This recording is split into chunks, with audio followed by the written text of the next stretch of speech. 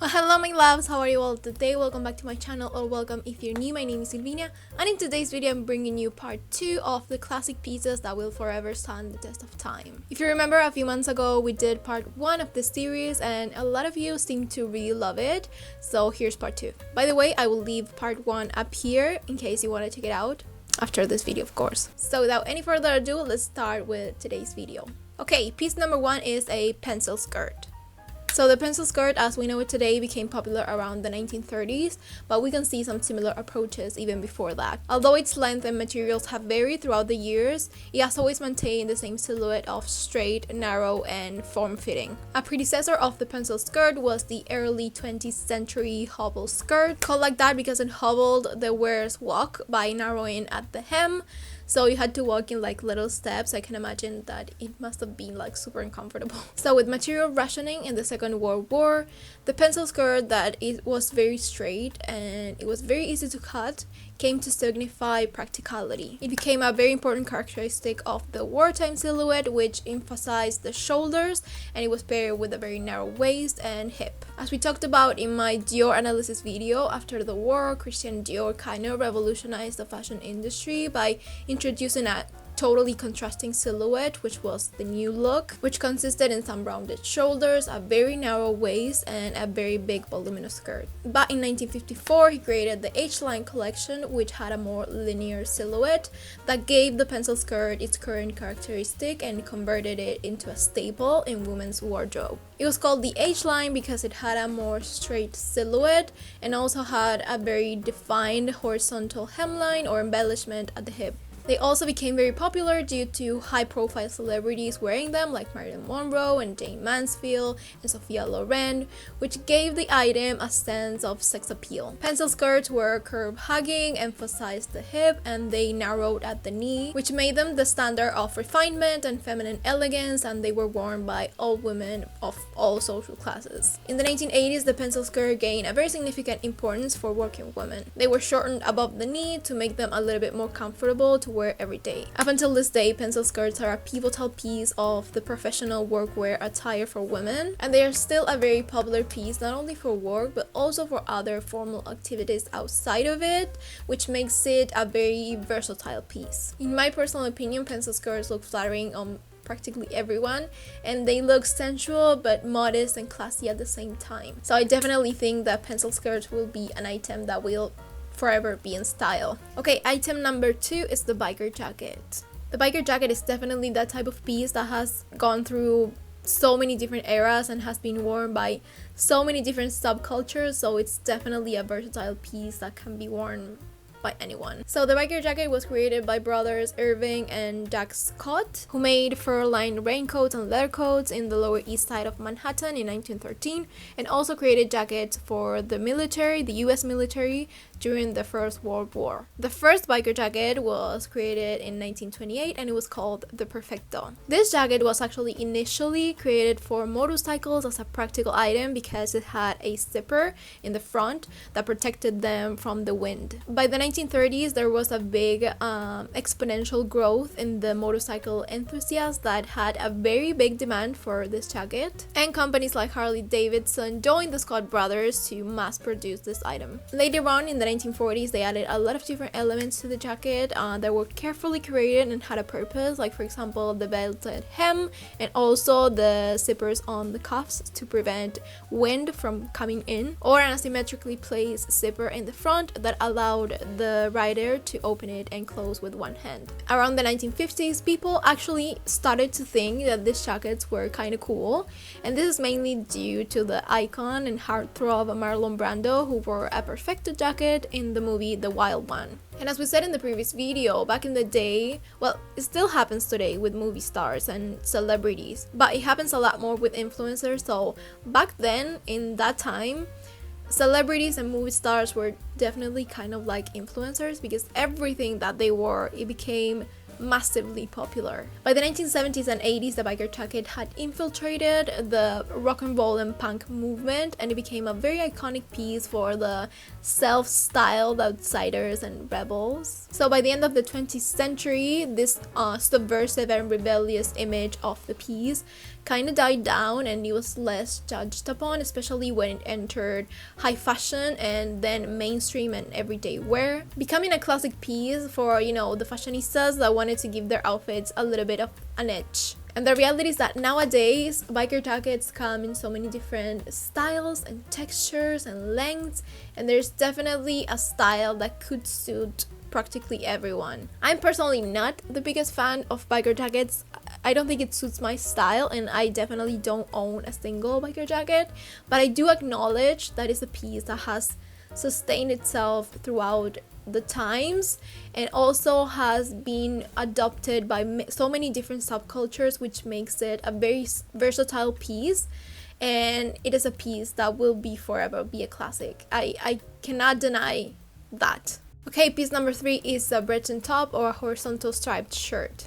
This piece is certainly a classic of classics. It's very simple, practical, but chic at the same time. So the Breton top, which is in short for Brittany, is a classic horizontal striped cotton top. It was first introduced in 1858 as the uniform of the French Navy seamen in the northern France. The original design featured 21 stripes, one for each of Napoleon Bonaparte's victories. A boat neck and the distinctive stripes made it easier for sailors to recognize other sailors that have fallen overboard. So here comes the fashion part.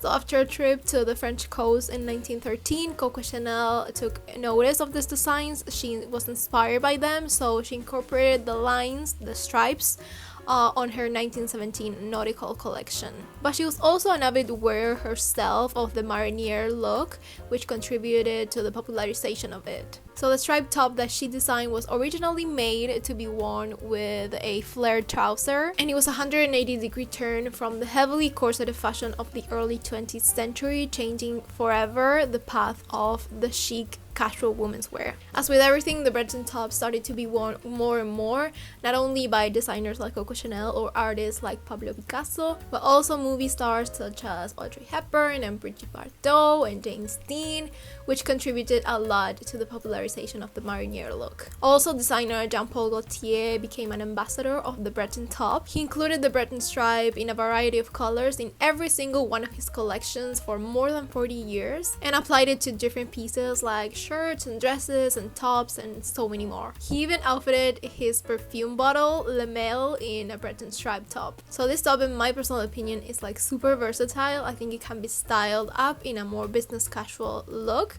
or down in a strictly casual look. And as I said, it's super classic and timeless, and it comes in a variety of different colors and fabrics and position of the stripes. So definitely will be a piece that will forever stand the test of time. Forever. Okay, number 4 is a suit. So in the last video, we talked about a blazer and a tailor pant separately, but now in this occasion, we're going to talk about the suit as a whole. So it can be said that the suit, or at least some predecessors of it, can be found even going back to the 17th century during the Great Plague in Britain. So by order of King Charles II, aristocrats had to tone down their outfits and not wear like true extravagant pieces, because it was a time that people were literally dying and they were having a very bad, like a hard time.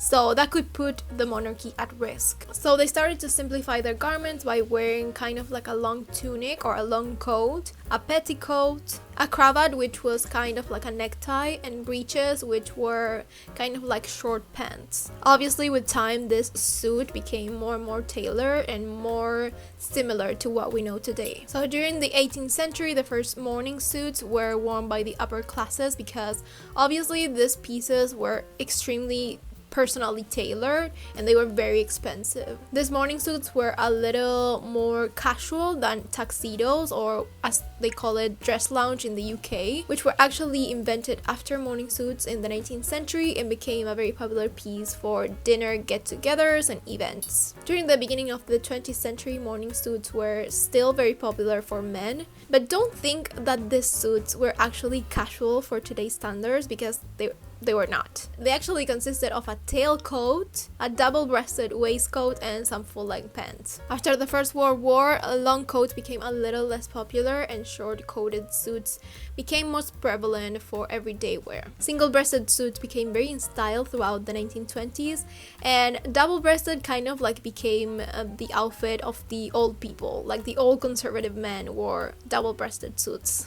So with the passing of decades, suits had so many different alterations, from more looser fit to a more tailored fit, then different widths in the pants. But one thing is certain is that nowadays suits are a symbol of formality, appropriateness, and respect in a world that is increasingly informal. So for the case of women, suits didn't become popular for like a long time after this. During the first half of the 20th century, skirt suits were most prevalent among women. This is not to say that pantsuits didn't exist for women, but they were not prevalent, and most of all, they were not really accepted by society. Pantsuits, as we know it today, only became popular for women during the 60s and 70s. We talked in the last video that in 1966, Yves Saint Laurent introduced less smoking, which was an adaptation of a classic men's tuxedo for women's evenings wear. But even then, they were heavily criticized for not being feminine enough for a woman. It would take years for pantsuits to become acceptable for women in professional settings. As you probably already know, I love suits. I think they look so elegant and so chic, especially for women. A good suit will always make you feel like super powerful and sophisticated and confident. And nowadays there are so many different variations of suits, like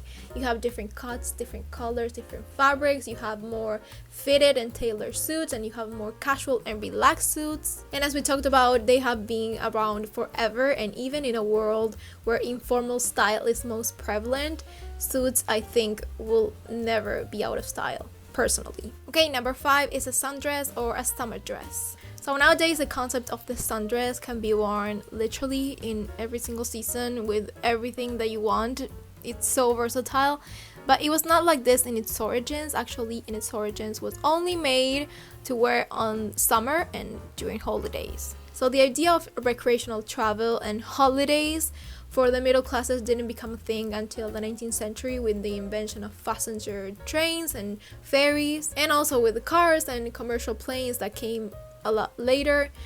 This made the possibility of pleasure travel a lot more possible. But even so, and despite the rising popularity of restored wear during the 20s and 30s, the sundress was not really popular and people preferred a lot more separates. So the late 40s and early 50s was a time of boom in fashion, especially in the West. When the Second World War was over and the economy started to recover, people's spirits also started to look a lot more bright. And fashion was an area where people started to invest a little bit more on and take a little bit more care of. And this translated a lot into brighter and more frivolous clothing. So this context was ideal for the cool and breezy sundress to be born. Although the sundress kinda already existed by this point, it wasn't really mainstream. In fact, it was thanks to one specific woman that this type of dress became like global, and that woman is Lily Pulitzer. So basically, she and her husband, they were both the owners of a juice stand in Palm Beach, and the project was so successful that she was also hands-on into like squeezing fruit and making juices,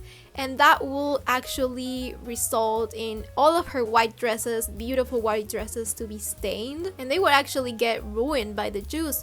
So she commissioned her dressmaker to start making dresses that hide the stains, and the result were all of these beautiful dresses in so many bright and different colors like pink and orange and yellows and greens, and that attracted a lot of attention. And as a great businesswoman, she saw the opportunity and actually started to sell the dresses in her juice stand, and they even sold better than the juices. So before too long, she gave up the juice stand and actually started to make her own dresses and sell them. From the 1960s to the 1980s, Lily's bright, colorful clothes were very popular, worn by women in high society like Jackie Kennedy and Carolyn Kennedy, her daughter, and also members of the Rockefeller, Vanderbilt, and Whitney families. So the sundress is like the perfect piece because they are super cute, and they are flowy and they are breezy, and they help you, you know, stay cool in hot days, and they actually look really cute. But like I said in the beginning, the sundress is nowadays not even limited to summer. You can wear a summer dress whenever you want. You can pair them with multiple different things, you can layer them, you can do so many things with a sundress, so they are extremely versatile. And to be honest, I don't think that there is a piece that has so many variations. Like, you literally can find a sundress in every single shape, color, print, pattern, whatever you want, you can have an option for you. So that alone and in itself, I think that makes the sundress a classic piece that will forever ever stand the test of time. Piece number 6 is a polo shirt. Although in popular culture we may think that polo shirts were invented by Ralph Lauren mainly due to its name, it is actually not the case, you know? To be honest, I don't think that there's an actual inventor of the piece that we know of, but mainly that different designers and especially different sportsmen created like their own spin-off of the piece and feed it off of each other's designs. But that being said, the first examples of a polo shirt come actually from India, since there players of the sport wore short sleeve tops with some pinned down collars in the late 19th century. Upon assisting a polo match in England in 1896, John E. Brooks, which is actually the former president of Brooks Brothers, saw this design and thought it was interesting enough to capitalize it, so he created its own version of the button-down polo shirt. It was Canadian-born British polo player Louis Lacey, however, who in 1920s created this type of color shirt, but with a logo of a mounted polo player on its front, and he started to sell it in his store in Buenos Aires, Argentina. But this polo shirt doesn't only have its incursions in polo, it is also a very popular piece for other sports such as tennis and golf. In the late 19th and early 20th century, tennis players actually wore long-sleeved button-down shirts, which I can imagine that must have been like really uncomfortable. Therefore, René Lacoste, which was actually a very big tennis player, wanted to come up with a solution for this, so he created a white short sleeve shirt with a protruding collar and a buttoned placket that he wore for the 1926 US Open Championship. In 1927, he started to put the logo of a little crocodile on the left side of his chest in honor of his own nickname given by the press, which was the Crocodile. Obviously, then he started to sell the shirts and it became a huge company that we all know today, which is Lacoste. But one thing that we have to give to Ralph Lauren is that thanks to his own reinterpretation of this polo shirt in 1972, it became the global phenomenon that it is today that we all know of. And a lot of it had to do with the fact that unlike many other brands, Ralph Lauren's polo shirt, it didn't really have like a practical meaning. It had nothing to do with the sport. It was more of an aspirational piece that reflected a specific social class, and it was strictly targeted to the middle classes. And by the time that this piece was launched, Ralph Lauren was already an established designer, and this piece kind of blended seamlessly with the rest of his designs, and that made the appeal even better and bigger. As we said in my Ralph Lauren video, if you remember, this piece became a staple of the preppy style of the 80s and 90s, consolidating it as a symbol of high class and sophistication. But although it was originally targeted to the middle and up-and-coming classes, the polo shirt also in parallel had its significance in the urban style thanks to the low-life crew. The aspirational elements that the piece had also made people from marginalized communities fall in love with the piece and with what the piece represented. The low-life crew was a Brooklyn-based subculture centered around the Polo Ralph Lauren brand and other brands during the 1980s and the 1990s. The brand's color blocking and the big logos and the letterings appealed to them, and they loved the head-to-toe baggy polo outfits because it kind of made them feel exclusive. This was a representation of the American dream to them. The pieces were sometimes not acquired in legal ways, but they definitely had a vision, and that translated into making the polo shirt very cool and trendy, and it became an integral part of the hip-hop streetwear, which also contributed to the brand's like global popularity. So whether it's from Ralph Lauren and Brooks Brothers or Lacoste, the polo shirt has been around for more than 100 years, and it is still a piece that maintains its relevance as an aspirational piece that will forever stand the test of time. Okay, piece number 7 is the turtleneck. So a precursor of the turtleneck is a late medieval arming doublet worn under armor to prevent neck abrasions. Then royalty adopted the high neck fashion with the height and volume of the neck ruffle indicating status. The higher and more voluminous neck, the higher the status. The modern turtleneck emerged in the late 19th century as an all-weather sports uniform and as a part of naval, military, and school attires. Up until this point, it had purely practical purposes, but by the 1950s, the tight turtleneck became kind of like a staple in the Ivy League style among students, emphasizing neatness, tidiness, and grooming. By the mid-20th century, this type of neck kinda became like an anti-tie. It was a smart form of dress for those who rejected formal wear and also as a form of rebellion against the status quo. Then the turtleneck entered mainstream fashion in the 1960s when designers started to pair turtlenecks with suits instead of a shirt and a tie. For women, Yves Saint Laurent controversially paired a leather jacket with a turtleneck in his last collection for Dior in 1960. And we say controversially because if you know a little bit about Dior, you will know that at that time that was definitely not their style. But also during this period, feminist and civil rights movements stormed into public life, and the turtleneck kind of became like a unisex resistance wear. So turtlenecks since the beginning, let's say, were kind of like a symbol of intellect and power and were worn by academics and philosophers and artists, and they are a staple piece of the smart casual attire. I think they are extremely classic, so yeah, I love turtlenecks. Number 8 is a sweater vest. Okay, so in the previous video we talked about sweaters in general, and in this video we're going to dive a little bit deeper into the category. We're going to talk about sweater vests, which are basically sweaters without sleeves. So during the late 19th century and early 20th century, when a Michigan's football team were gifted proper sweater vests, somebody had the brightest idea to cut the sleeves of their sweaters, therefore creating the concept of the sweater vest. By the 1930s, sweater vests were a staple of menswear, especially for tennis and golf players. And during the 1950s, it was the go-to layering piece for those who wanted to achieve the Ivy League look. The peak in popularity for this piece came in the 1970s, both genders wearing this piece equally, and it incorporated a lot of more patterns and more colors. But by the 90s, it kinda lost its hipness. It came to be seen quite like an outdated and old kind of grandpa-ish piece, and obviously media had a lot to do with that conception, generally dressing like the more nerdy character in that piece, so obviously contributed to that. The only time during this period that the sweater vest kind of regained its trendiness was when the preppy chic style regained popularity thanks to movies like Clueless, but that was mainly targeted for women. During the last few years we have seen a revival of the preppy style of the 80s and 90s and early 2000s, and that brought back the sweater vest. But even if the piece has risen and fall down in popularity, it has still been around for like a very, very long time, and people still love it up until this day. So just alone for that, I think it is a classic piece. I personally love sweater vests, so yeah. Okay, number 9 is a pearl necklace.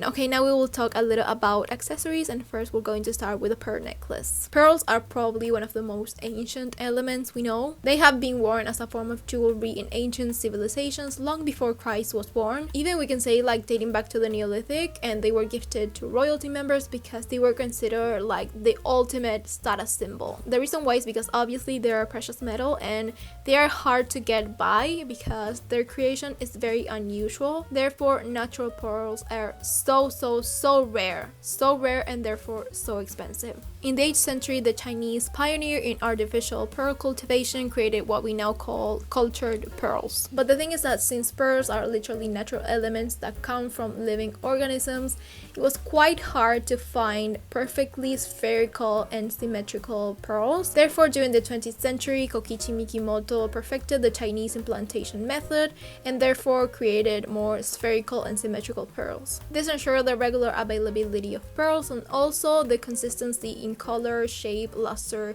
and size. Pearls have inspired many different meanings throughout time. In medieval Europe, pearls represented the power and authority of churches and sovereigns. In Victorian England, small seed pearls were used in mourning attires to symbolize tears. During the 1920s, pearl necklaces were a symbol of dynamism and seduction, embodied by the era's flappers. Coco Chanel popularized the mixing of fake pearl necklaces and real pearl necklaces to defy the traditional conventions of wealth and class. So she wore long layered pearl necklaces, sometimes to the front and others to the back, and also she wore it with casual outfits. During the 20th century, a lot of high-class women were avid wearers of pearl necklaces, such as Jackie Kennedy and Grace Kelly and Audrey Hepburn, solidifying its image of class and sophistication. I absolutely love some good pearls, you already know that. I think they look so chic and so elegant, and they elevate any look, and they are literally a classic piece because they have been around since